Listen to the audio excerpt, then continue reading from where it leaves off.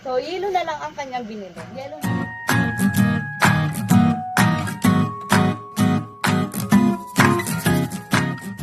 Ayun na nga mga guys, ito na nga yung binili ko kay tatay na isang tray na egg na 240 pesos kanina na size medium. At nakat ko na nga yung video kanina nung pag-alis ni tatay dahil nga ako ay na-lowbat yung cellphone ko. Ayan nga mga guys, at hindi ko pa alam kung magkano ko ito ebebenta. Mamaya ito total ko kung pwede siya sa 9 pesos o pwede siya sa 10 pesos. Feeling ko sa halagang 240 ay pwede na siya sa 9 pesos isang egg.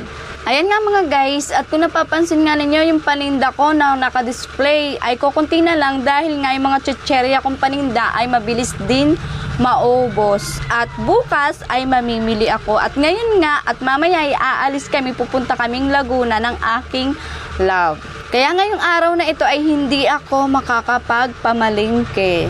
Ayun na nga guys, at meron na nga rin akong customer, bibili daw siya ng yelo tapos ay Pampers. Kaso ang problema mga guys ay wala na nga pala akong size large na Happy Pants na Pampers. Kaya yelo na lang ang kanyang nabili dito sa aking tindahan na mini sari-sari store. Wala na, medium na lang. Ayan nga mga guys, wala na pala akong size large na Pampers na Happy Pants. So, yelo na lang ang kanyang binili. Yelo na lang. Okay. Ito yung pera niya. Susuklian natin ng 45.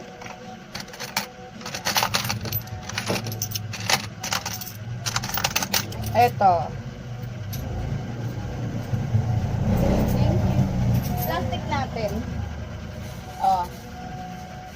So, ayun na nga mga guys. So, yellow lang yung nabili ng aking customer dahil ang binibili pa nga niya ay size large na Happy Pants na Pampers. Dahil nga, wala na ako nung size na yon na large, ay medium na lang, ay large ang kailangan, kaya yellow na lang. So, nakukyutan ako guys dito sa plastic na ito. May nakatatak na emoji smile, tapos thank you. Na-order ko lang din siya sa online. Super mura lang, tapos 50 piece na. Okay guys, see you next my vlog.